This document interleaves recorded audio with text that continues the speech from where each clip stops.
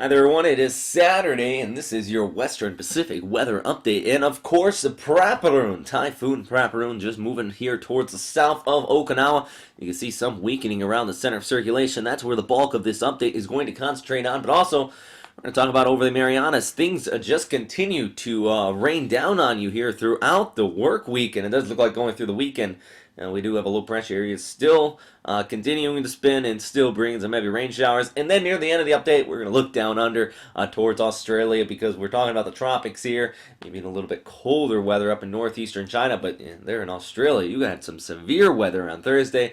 And then some significant snowfall. Quickly mention that later on. But first, let's zoom in on our typhoon. Now, I did mention that it's exhibiting signs of weakening, and with that said, see all that dry air inflow pouring in from the north. That definitive eye wall we were seeing on Thursday going into Friday is starting to let up here.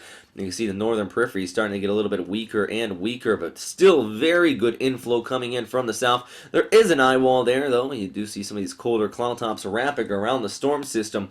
So with that said, it is still considered a very strong typhoon. If you are a boat that plans on traveling through this area, well, you're definitely going to have a very rough go, but a stronger look than it had. I was actually thinking it'd probably be equivalent of about a solid Category 3 on Thursday. Now it looks more into that 1 to 2 range, but right now, though, we can confidently say that it's still going to maintain this typhoon intensity. We'll show some slight weakening here through the coming days as it continues to enter more vertical wind shear and plus cooler sea surface temperatures. Once it starts to move out of the Philippine Sea and off here towards the north, it's starting to drop down about 5 to 6 degrees. So all that energy that's been there is going to start to weaken as well. But the exact track, well, that is still up for much debate. And I guess first I want to start to show you the overall background flow and the streamline analysis, and then my thoughts right off the top here. This is the overall background flow, just showing the overall winds pushing the system aloft.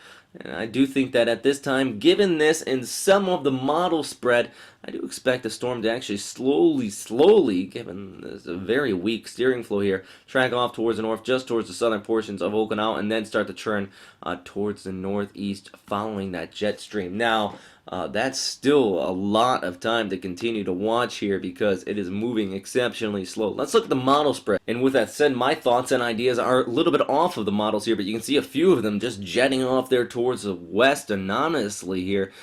You can see my thoughts, though, was tracking off here towards the north, then churning towards the northeast rapidly, but that's not until about Tuesday into Wednesday at this point, just towards the southern portions of Okinawa. So with that said, outer rain bands very well still could affect the islands here. Now, good news is that dry air inflow coming in from the north, so the rain shouldn't be so intense, but still some very gusty winds, and those waves near the coastlines are really going to be kicking up to about 5 meters high potentially at times here. Now, JTWC does make this storm also continuing to go slow, but they're following the exact model consensus here off here towards the northeast.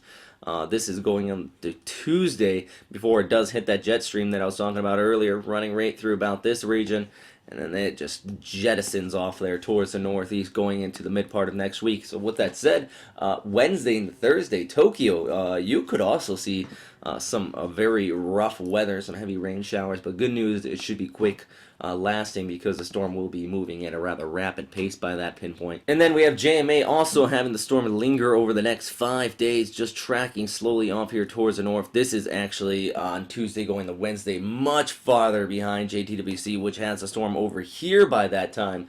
But I guess with that said, what we have been saying is that it's moving very slow, so there's a lot of time to watch this, and the lack of steering flow has made this track wobble. If you remember a couple days ago, JMA actually had it moving towards this direction. Now they got it moving off here towards the north. I kind of am leaning more towards what they're saying, just given the lack of flow, moving just towards the southern portions of Okinawa before pushing off there towards the northeast. I'm thinking it's going to move a little bit faster than what they're showing here, maybe on Tuesday, going into Wednesday, though, just towards the south portions of the Japanese islands, and then rushing off.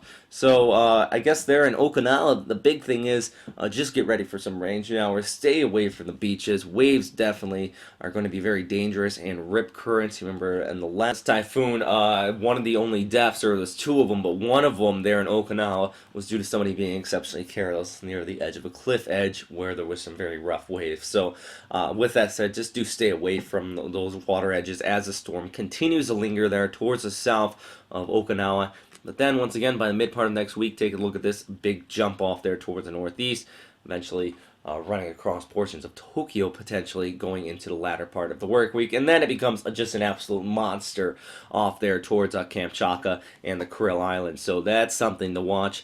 Definitely going to be very rough going for any seagoers in that area or anybody up there in Russia that plans on venturing out. Well, that looks like some very strong typhoon strength winds as the storm continues to bottom out, becoming a westerly storm.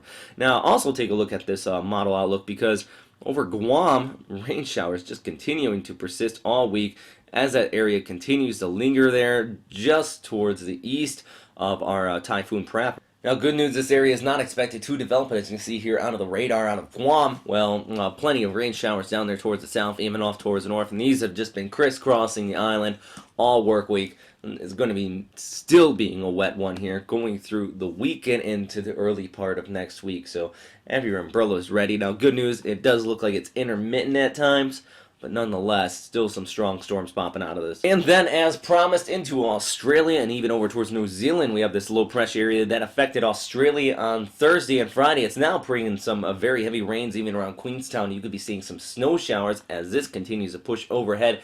But into New South Wales, just towards the west of Sydney, a very late season winter storm affected you on Thursday. Brought some very heavy snow showers at times into the Blue Mountains here, and this is actually taken from Higgins Storm Chasing. All these photos here, please do go to his Facebook and check him out, like him, or subscribe to him, because he has some really great footage out of the Blue Mountains here of just people getting out and about. Plenty of traffic disruption. I did see reports about 300 people stranded on some of the highways.